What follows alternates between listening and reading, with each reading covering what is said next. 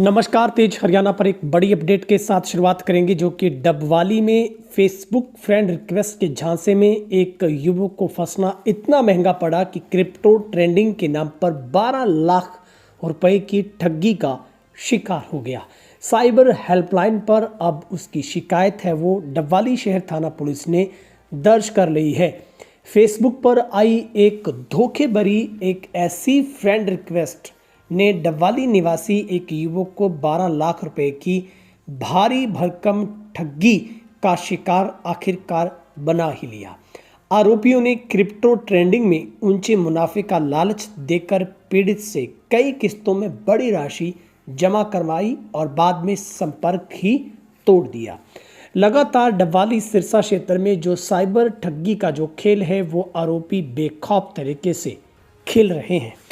लोग हैं कि कभी कोई सरकारी कर्मचारी तो कभी कोई महिला, कभी कोई युवक इन ठगों का शिकार हो रहा है।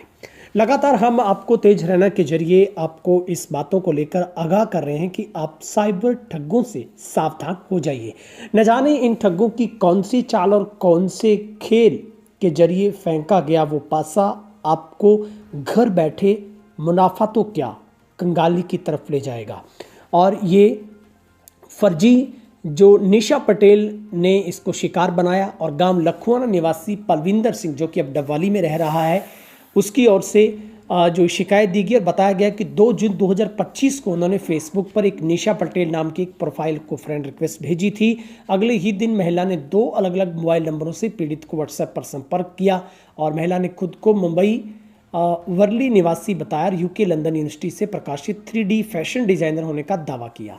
तो ये एक बड़ा जो मामला है, हैरानी भरा मामला, जहां पर उक्त युवक की ओर से, जो पीड़ित युवक है उसकी ओर से कई खातों में जो राशि ट्रांसफर कर दी गई।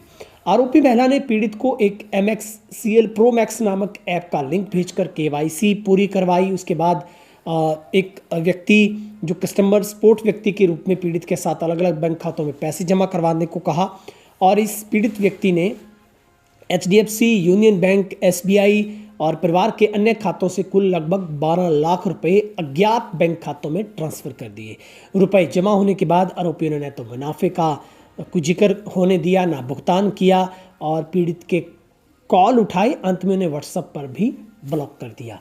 अब रोने और पछताने के अलावा कुछ नहीं बचा है। हम आपको फिर से बता रहे हैं, इस खबर को ज़्यादा से ज़्यादा शेयर जरूर कीजिए। आपका एक शेयर किसी भी भोले भाले व्यक्ति को ठगी होने से बचा सकता है और सावधान हो जाइए ऐसे ठगों से।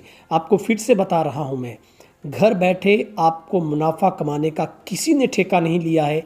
कोई इतना हमदर्द इस दुनिया में नहीं है जो आपको घर बैठे, आपको जानता नहीं, पहचानता नहीं और सिस्टम में डालकर आपको डबल मुनाफा दे दे।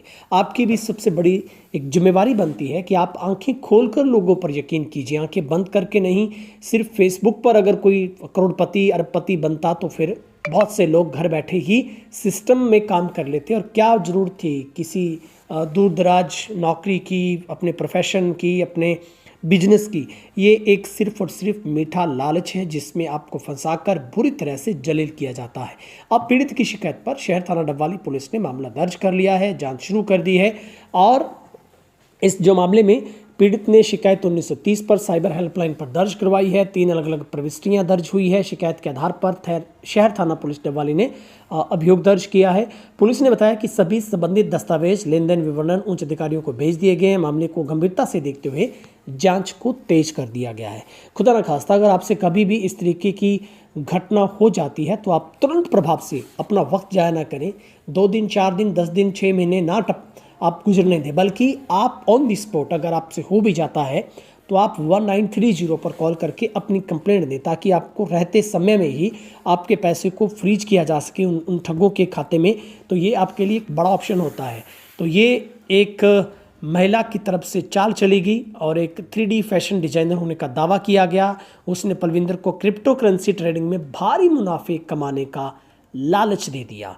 बस यही लालच जो एक फ्रेंड मित्रता की जो एक गुजारिश इस व्यक्ति को एक्सेप्ट करनी, उसको भेज देना बहुत महंगा पड़ा।